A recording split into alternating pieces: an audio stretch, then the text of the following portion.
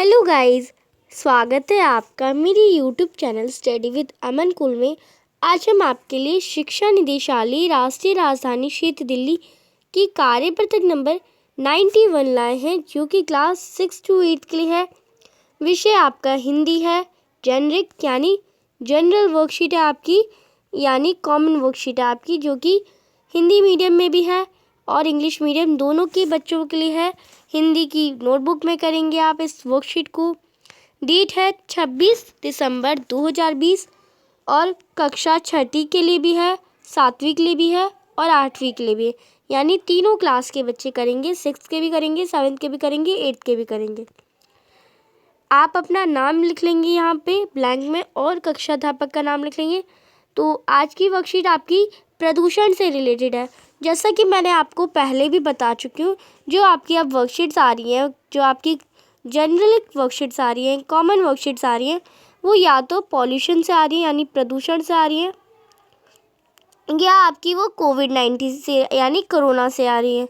तो आपको इन दोनों के बारे में अच्छे से पता होना चाहिए, क्योंकि दिल्ली में कोविड-19 भी बहुत है और पॉल्यूशन भी बहुत है यानी प्रदूषण भी बहुत है। तो आपको इन दोनों के बारे में अच्छे से पता होना चाहिए। इनसे रिलेटेड वर्कशीट आपको ये सब समझाने के लिए आती है कि इससे कैसे बचा जा सके, बच्चों का क्या है इसमें। तो आप इसे सबसे पहले अपने दिमाग से अच्छे से इसे पढ़ेंगे वर्कशीट को, तो आपको अच्छे से आ जाएगी। तो सोच समझ के पढ़िएगा, फिर इसके आंसर करिएगा। हमारे आसपास प्रदूषण बढ़ता ही जा रहा है। ये अनेक तरह से हमारे आसपास फैलता है, इसलिए इसके विभिन्न प्रकार हैं, जैसे ध्वनि प्रदूषण, जल प्रदूषण, वायु प्रदूषण आदि। नीचे दी गई तस्वीरों को ध्यान से देखकर पहचानिए कि उसमें हमारे आसपास कौन सा प्रदूषण फैल रहा है। तो कुछ प्रदूषण के नाम भी बताए गए: ध्वनि प्रदूषण, जल प्रदूषण, वायु प्रदूषण। तो आप देख सकते हैं, ये आपको क्या दिख रहा है? ये एक नोज़ है, नाक है ये एक। इसे गौर करके देखेंगे तो आपको अच्छे से समझ आएगा। ये आपका एक नाक है। नाक में जो फैक्ट्री का धुआं, कारखानों का, गाड़ियों का, सबकी चिमनियों का धुआं जा रहा है हमारी नाक में। तो ये धुआं कौन सा है? ये वायु में है ना, तो ये वायु प्रदूषण हो जाएगा। तो यहाँ मैंने लिख दिया है वायु प्रदूषण, तो आप इसका वायु प्रदूषण आंसर कर लेंगे। सेकंड, आपकी इमेज आप देख सकते हैं कि एक ज़मीन पे कूड़ा पड़ा है हर जगह। यहाँ पे देख सकते हैं ये पूरी ज़मीन गंदी हो रखी है। कुछ लोग तो साफ़ कर रहे हैं, पूरी ज़मीन गंदी हो रखी है। ज़मीन को हम हिंदी में क्या कहते हैं? भूमि कहते हैं। कौन सा प्रदूषण है? भूमि प्रदूषण है। तो आप इसमें भूमि प्रदूषण लिख लेंगे, भूमि प्रदूषण। नेक्स्ट है आपका, ये आप देख सकते हैं, ये हमारी पृथ्वी है। ये जो आप बीच में देख रहे हैं, ये हमारी पृथ्वी है। पृथ्वी शोर से ख़राब हो रही है। जो एम्बुलेंस का शोर होता है, डीजे का शोर होता है, गिटार का शोर होता है और स्पीकर्स का शोर होता है, गाड़ियों का शोर होता है, एरोप्लेन्स का शोर होता है, कंस्ट्रक्शन का शोर होता है, कटिंग्स वगैरह, कंस्ट्रक्शन मशीन बनाने में शोर होता है। सारा जो शोर हो रहा है वो कौन से प्रदूषण में आता है? ध्वनि प्रदूषण में आता है, जैसा कि मैंने यहाँ पे लिख दिया है। अब है आपका, देखिए आपको ये जो आपका साफ़ पानी है नीचे, यहाँ से जो काला काला सा पानी आ रहा है, यानी ये गंदा पानी है, क्योंकि पानी का कोई रंग नहीं होता। यहाँ पे ये काला रंग का आ रहा है, तो काला रंग यानी गंदा रंग का पानी आ रहा है, गंदा पानी आ रहा है और ये साफ़ पानी को भी दूषित कर रहा है। तो ये हमारा जल प्रदूषण हो गया। तो इन सब कारकों से हमारा जो प्रदूषण हो रहा है ये फैलता जा रहा है। अब हम करते हैं सेकंड क्वेश्चन। इनसे हमारे जीवन पर और हमारे आसपास क्या क्या बुरे प्रभाव पड़ते हैं, लिखिए। आप नीचे दी गई तस्वीरों की सहायता भी ले सकते हैं। तो आप तस्वीरों की सहायता लेंगे जो आपको दे रखे हैं। तो तस्वीरों पे देखते हैं अब हम। तो आपकी पहली तस्वीर है, आप देख सकते हैं यहाँ पर मछलियाँ हैं। मछलियाँ हर जगह, देखिए आप, मछलियों के बगल बगल में कूड़ा है, वो फंस रही हैं कूड़े में, जाल में। तो ये आपका जल प्रदूषण का भी एक कारण है। वायु प्रदूषण से जो इंसानी बीमारियां फैलती जा रही हैं, तो ये वायु प्रदूषण में आ जाएगा। और आपकी एक पिक्चर है, ये आप देख सकते हैं यहाँ पे, ये भी मछलियों का ही है। मछलियाँ फंस रही हैं, मछलियाँ मर रही हैं। किसके कारण? प्रदूषण के कारण, जल प्रदूषण के कारण। और आप देख सकते हैं जो फैक्ट्रियों में से धुआं निकलता है, खांसियाँ होती है हमें, वो किसकी वजह से होती है? वायु प्रदूषण की वजह से। तो अब हम करते हैं कुछ क्वेश्चंस। आपको इस क्वेश्चन में पूछा गया था बुरे प्रभाव, क्या क्या बुरे प्रभाव पड़ते हैं? तो आप लिखेंगे प्रदूषण के बुरे प्रभाव, हेडिंग डाल के इसका आंसर करेंगे प्रदूषण के बुरे प्रभाव। प्रदूषण के होने से मानव के जीवन पर खतरा पैदा हो गया है। मानव प्रदूषण के कारण कई तरह की बीमारियों का शिकार हो रहा है। आज मानव खुली हवा में सांस लेने को तरस गया है।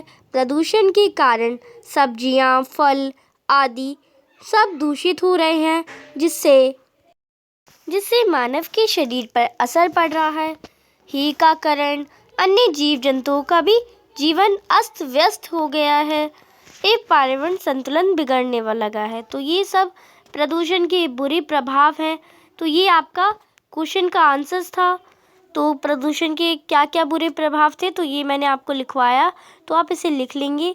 अब आपका लास्ट क्वेश्चन है इस वर्कशीट का, तो इसके ऊपर देखते हैं अब हम। आप अपने आसपास बढ़ते हुए प्रदूषण को कैसे रोक सकते हैं? कुछ उपाय लिखिए। तो ये आप देख सकते हैं, एक आपको कितनी लाइन छोड़ रखी है, आपको उतने ही प्रभाव लिखने हैं। कम से कम आपको 6-7 प्रदूषण को रोकने के उपाय लिखने हैं। तो आप कैसे लिखेंगे वो मैं आपको बताती हूँ। सबसे पहले आप प्रदूषण को रोकने के उपाय लिखेंगे। तो पहला उपाय लिखेंगे प्रदूषण को रोकने के लिए अधिक से अधिक पेड़ लगाएं। तो ये मेरी तरफ से उपाय है, आपको और मिले तो आप वो भी लिखेंगे। हमें कम शोर वाले मशीन उपकरणों के निर्माण एवं प्रयोग पर जोर देना चाहिए, जिससे शोर कम हो, यानी ध्वनि प्रदूषण कम होगा। एवं उद्योगों को शहरों या आबादी वाले स्थान से दूर स्थापित करना चाहिए। जहाँ पे हम उद्योग स्थापित कर रहे हैं उन्हें आबादी वाले स्थानों से दूर स्थापित करना चाहिए। थर्ड आप लिखेंगे परमाणु परीक्षणों पर प्रतिबंध लगाना चाहिए। तो जो भी परमाणु बम होते हैं, परीक्षण होते हैं, उन सब पे हमें प्रतिबंध लगाना चाहिए। फोर्थ है हमें सिंगल यूज़ प्लास्टिक एवं अन्य प्लास्टिक के उपयोगों को रोकना चाहिए एवं पर्यावरण के अनुकूल वस्तुओं का उपयोग करना चाहिए। प्रतिकूल वस्तुओं का उपयोग नहीं करना चाहिए, अनुकूल का यूज़ करना चाहिए। फिफ्थ है नवीकरणीय ऊर्जा के स्रोत के प्रयोग को बढ़ावा देना चाहिए। हमें ऊर्जा के स्रोतों को बढ़ावा देना चाहिए, नवीकरणीय को बढ़ावा देना चाहिए।